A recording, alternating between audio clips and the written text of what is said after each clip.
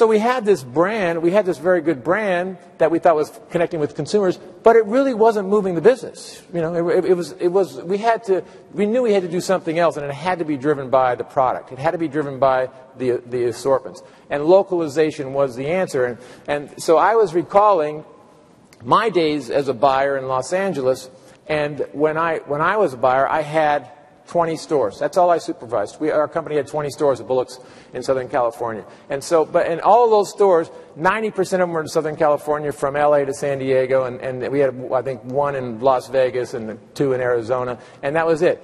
I could get to the Arizona and Las Vegas stores with a 1-hour flight, and I could drive through the rest of them within an hour and a half, or 2 hours. And so it was really, you really knew your stores. I knew all of my store managers as a buyer. I knew my best sales associates and my department managers as a buyer. I had that connection.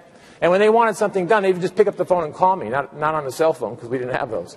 But they would just pick up the phone and call me, and I'd go through my inventory and find where the inventory was located, and I'd get in my car and I'd drive to one store, do a handwritten transfer, put it in my car, and drive it to the next store. And you know what? It got done. And we got results, and our customers ended up being satisfied because we were taking care of our customers. And so I said, well, how do we now use technology in our size to duplicate that experience? And that's where my Macy's came from.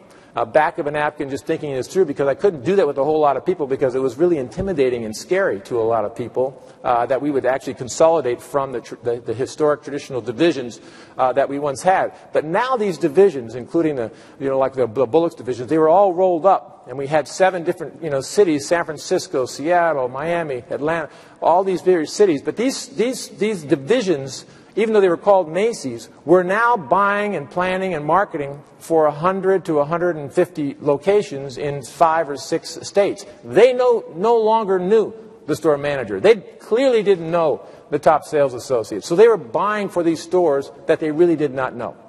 They did not connect with that customer. And so we said, we have to change that. We have to figure that out. And so 2008, what we did was we took that whole Chicago and Minneapolis and Detroit market, as well as the Midwest market, Kansas City, St. Louis, and others.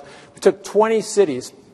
We eliminated the big divisions there that were buying for these multiple divisions, and we replaced these big divisions with these small micro organizations, which we refer to as My Macy's.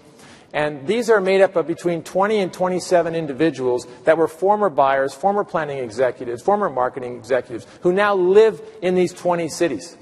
And they are managing the inventory. They are managing the decision-making process for only 10 to 12 stores.